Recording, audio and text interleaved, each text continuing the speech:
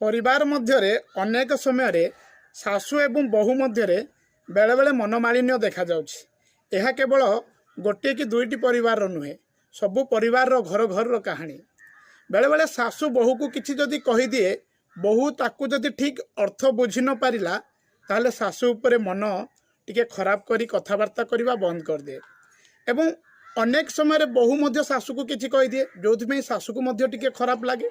निजर मान मर्यादा पद पदवी आगे बहुटी कहीं मत कि कहला ताकू नहीं भी सासु बेले बेले खराब भावे। एवं सासु अनेक समय बंधु बांधव मान आगे जदि बहुर कथा कहीदेला, बहु कान एक कथा जदि पड़गला ताहले बहु मध्य सासु उपर बेले बेले बिगड़ी जाए। ये तो गोटे साधारण कथा। तेबे गोटे परिवार रे गोटे बहु सासु सहित आ 15 दिन है कथबार्ता करूना। सासुटी मने मने भावुची बहुटा मोर आग भली बहुत सेवा जत्न करुला, किंतु आज किछि दिन है आ मते से ठीक रे चाहा टिके भी दौनी। जेकोसी कथार टिके खेचड़ काढ़ुची, मोर कथा को से निठेकी धरी दौची।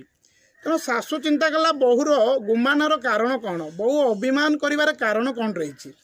से मने मने भाविला जे ओ से दिन बंधु बांधव मान आगे मु बहु को लुण एवं झील को चीनी बोली कही, जोटा कि मोर बहु कान पड़ जाइए, बहु मते खराब भावुची। तेणु सासु मने मने चिंता कला निश्चित भाव बहु को डाकी यही झील को चीनी आ बहु को लुण कहिबार रहस्यटा मुझे बुझेदेवी ताले मोर बहु मो उपर जो अभिमान करिछि, मो उपर रागिकी जो कथा पदे हो नहीं, निश्चित भाव कथा हो पार। तेणु सासु बहु रोषे घरे कम करथिबा बेले ता पाखकु गला एवं तार अभिमान कारण पचारू बहु किछि मध्य उत्तर देला नहीं। तेणु बहुर मन कथा सासु जानीपारी बहु को बुझेबा को चेष्टा कले। कहले माँ देख, से दिन मु बंधु बांधव आगे तत्ते मु लुण आ मोर झील को चीनी कहीदेली, से कथाटी तू धरी मो उपर रागिचु ना। प्रकृत कथा है झील मैंने होचंती चीनी आ बहु मैंने होचंती लुण। तू खराब भावु कि भल भावु, बहु सबुबले लुण होइकी रुहे, चीनी सबुबले झीलटीए होता है। देखिलु माँ, झीलटीए जिते बाप घर थाए सब चीनी भली गेला आदर पाए बाप माँ ठारू, आ बहुटे जो सासु घर को आसे से लुण हो जाए। किमिति कहलु, जीवन में चीनी आ लुणर स्थान अलग अलग। चीनी जदिओ मीठा लगे मात्र समस्ते ताकू सबुबले व्यवहार करती नहीं। आउ लुण जदिओ लुणिया खारिया लगे मात्र लुण बिना खाद्य व्यंजनर स्वाद टिके भी आसे नहीं। तेणु जीवनर शेष समय स्वाद केवल लुण पाखे थाए, अर्थात जीवनर शेष समय झीर भूमिका किछि न थाए। जीवनर शेष समय बहुटीए सासु घरे बहुत किछि कार्य निर्वाह करिथाए।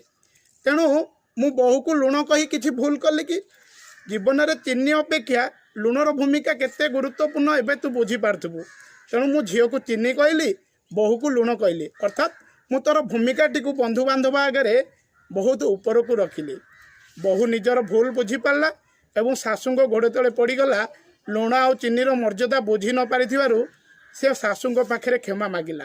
बंधु माने आमे माने आम घरर बहु मानकु मध्य बेले बेले किछि कथा कहि देई थाउ। तेणु जीवनर लुण आ चीनीर रहस्य को भल भाव बुझंतु।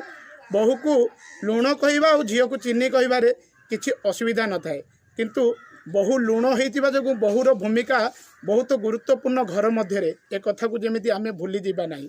तेणु आम घरर झीलटीए मध्य आउ का घर बहु होता है एवं आउ का घरर झीलटी आम घर बहु होता है। तेणु बहु को झील भली मर्यादा देवा शिखंतु।